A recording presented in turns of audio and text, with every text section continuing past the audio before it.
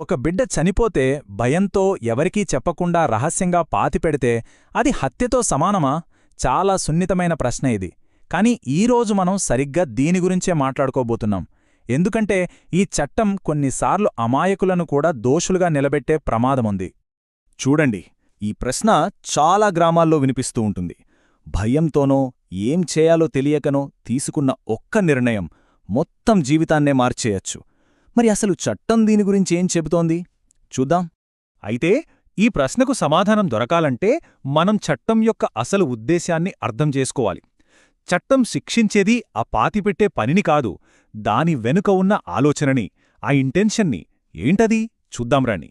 సరే, ఇది చట్టం అధికారికంగా చెప్పేది. బిఎన్ఎస్ సెక్షన్ 94 ప్రకారం జననాన్ని దాచిపెట్టడం నేరం. కాని ఇక్కడ మనం గమనించాల్సిన అతి ముఖ్యమైన 2 పదాలేంటంటే ఉద్దేశపూర్వకంగా దాచడం. చూశారా? అసలు పాయింట్ ఇక్కడే ఉంది. బిడ్డ ఎలా చనిపోయిందన్నది కాదు ఇక్కడ ముఖ్యం. ఆ పుట్టుకను దాచాలనే ఉద్దేశం, ఆ ఇంటెన్షన్ ఉందా లేదా? పోలీసుల దర్యాప్తు మొత్తం దీంచుట్టూనే తిరుగుతుంది. న్యాయశాస్త్రంలో దీనికోసం ఒక ప్రత్యేకమైన పదముంది. అదే మెన్స్ రియా. సింపుల్గా చెప్పాలంటే గిల్టీ మైండ్ లేదా నేరపూరిత ఉద్దేశం. అంటే ఒక పని నేరం అవ్వాలంటే దాని వెనుక ఒక చెడు ఉద్దేశం ఉండాలన్నమాట. ఈ ఒక్క పదం మొత్తం కేసు గతిగా మార్చేస్తుంది. సరే, ఇదంతా విన్నాక మనకొక డౌట్ రావచ్చు.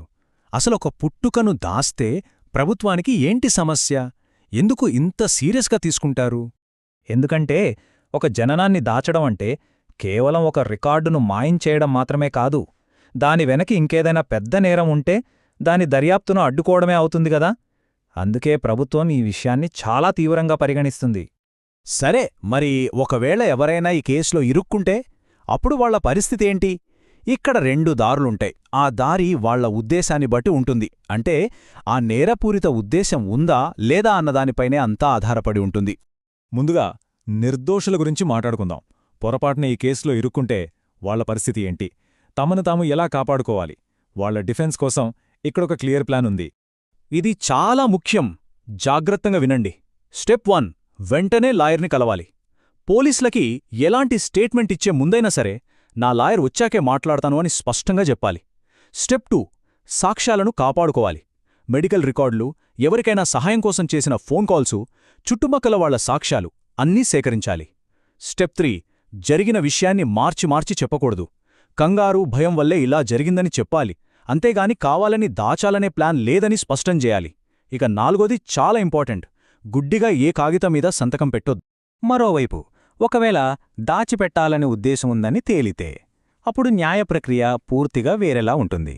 పోలీసులు దర్యాప్తులో శరీరాన్ని ఎందుకు, ఎలా, ఎక్కడ రహస్యంగా పారవేశారనే దానిపై ఫోకస్ పెడతారు.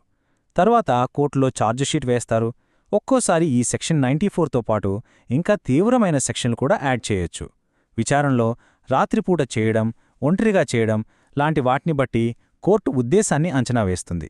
నేరం రుజువైతే 2 ఏళ్ల వరకు జైలు, జరిమానా లేదా రెండూ విధించే అవకాశం ఉంది. అసలు ఈ చట్టంతో వచ్చే అసలైన ప్రమాదమేంటో తెలుసా?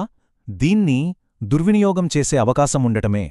చూడండి, ఒక ఊరిలో సిగ్గుతోనో భయంతోనో చేసిన ఒక పనిని పోలీసులు ఇది పక్కా ప్లాన్తో చేసిన దాచిపెట్టడమని చిత్రీకరించవచ్చు. అంతేకాదు, సహజంగా బిడ్డ చనిపోయిన కేసుల్లో లేదా మెడికల్ కాంప్లికేషన్స్ ఉన్నప్పుడు కూడా ఈ సెక్షన్ని ఒక ఆయుధంగా వాడి నిందితులపై ఒత్తిడి పెంచి ఇంకా పెద్ద నేరాలు ఒప్పుకునేలా చేసే ప్రమాదం కూడా ఉంది. సరే, ఇప్పుడు కొత్త చట్టం బిఎన్ఎస్ వచ్చింది కదా, మరి ఏమైనా మారిందా అని చూస్తే పెద్దగా ఏమీ లేదు.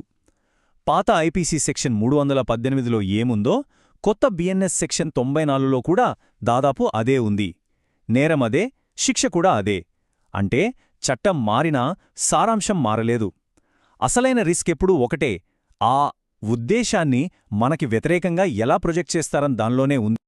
ఈ కేసులో శిక్ష 2 ఏళ్లే కదా అని తేలికగా తీసుకోటానికి లేదు. ఎందుకంటే ఆ లీగల్ ప్రాసెస్ మొత్తం చాలా ఒత్తిడితో కూడుకున్నది.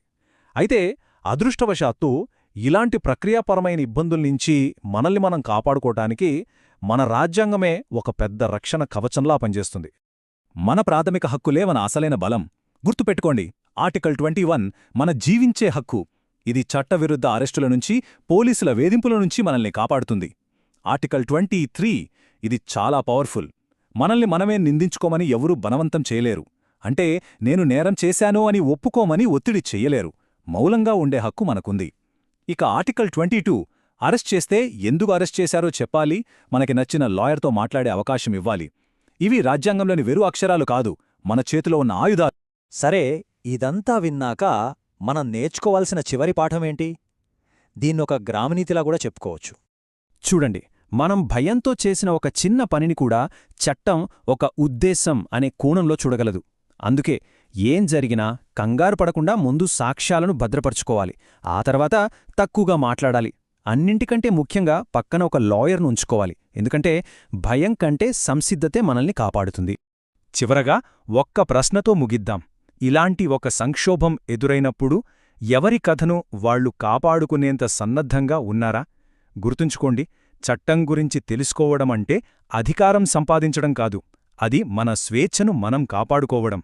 ఎవరి కథ వారి చేతుల్లోనే ఉంటుంది. దాన్ని ఎలా చెప్పాలనేది మన అవగాహనపైనే ఆధారపడి ఉంటుంది.